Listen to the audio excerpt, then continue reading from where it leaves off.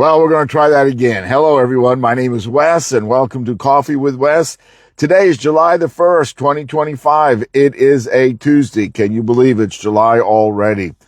We are still on location. We'll be back soon, but we are having a great time. Attended a retirement party for a very good friend of mine. I mean, I say best friend of mine that is retiring, kind of, sort of. And so we had a big party for him last night, and I was glad to be able to be a part of that, be able to attend. Dennis and I go way back. I attended Southwest Baptist University with Southwest Baptist College back in the day, and worked in the food service as part of my work. Work study is what they called it. And but he and I were same age, and he was the director of the food service operation, hired me as a student manager. Anyway, we clicked. We just get along so well. And even if we don't see each other for 10 years, when we get back together, we pick up right where we left off. So congratulations, Dennis, on your retirement. Here's the sip of the morning is for you. And welcome, Coffee with Wes, and we're going to go ahead and get started. So what we're looking at today is, in fact, we're finishing up a series that we've looked at for 6 weeks, and the series is titled Risk Takers, the Adventure. Listen to that, the adventure of walking by faith. And whenever we walk by faith, it is always an adventure.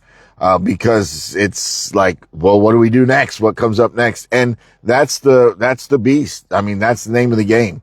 If we knew exactly what was going to happen, how everything was going to take place, we wouldn't be walking by faith now, would we? So anyway, that's what we're looking at today. And then specifically this week, we're going to be looking at a bold faith. That's how we're going to finish up this series, talking about a bold faith. And we're looking at, an individual, by the name of Stephen. And he expressed or exhibited this bold faith. So the big idea of our study today is that bold faith is empowered by prayer and the Holy Spirit. So what makes our faith bold? It takes the collection of both prayer and the Holy Spirit to bring it about. In other words, bold faith doesn't just happen. We can't think our way into it or will our way into it or listen to the faith people and just kind of get it by osmosis. Doesn't work that way. So here's where we're going. So yesterday we read how the early church, right, was growing in the book of Acts. It's just growing exponentially. That's a big word. That's the word for today, exponentially.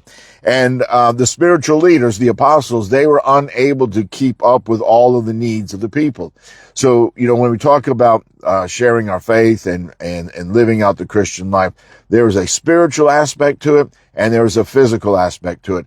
The two go together. We can't ignore the physical and focus on the spiritual. We can't ignore the spiritual and focus on the physical. They go together. And so the apostles requested that, hey, maybe let's get together seven men who are respected, who are full of the Spirit and of wisdom, and let's select them to assist us in doing this, meeting the daily needs, and specifically it was for the widows of the day. So let me pick up in Acts chapter 6, verses 5 and 6. So everyone liked this idea, and they chose the following. Okay, folks, now I'm going to mention these names, and I don't know if these pronunciations are correct or not. Doesn't matter. They're all in the Bible. You can look for yourself. Okay. Stephen, a man full of faith in the Holy Spirit. Philip, number 2. Prochorus, 3. Nicanor, 4. Timon, 5.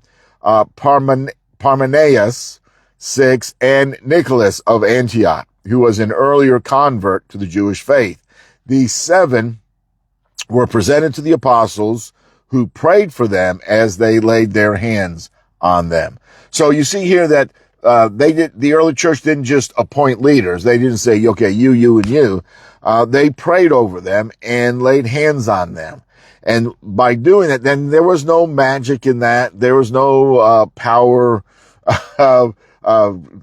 emanating from one to the other. But the whole act symbolized the spiritual commissioning and the support of the community. In other words, hey, we all agree with these 7 men. that they are to be appointed. And, it was not just done physically, but spiritually as well. So we see here that Stephen was described as a man that was full of faith, full of the Holy Spirit, and these qualities prepared him for what lies ahead, which we'll begin into as we go through the week. So here's the application for us today in this passage. So when you are set apart for God's purposes, and oh, by the way, we all are set apart to serve God in a unique and special way. We see here that doing that is not by your strength that you bring it about. And I think that's why so many people decline following God's purpose for their life, is because they look at their life and they say, I can't do this.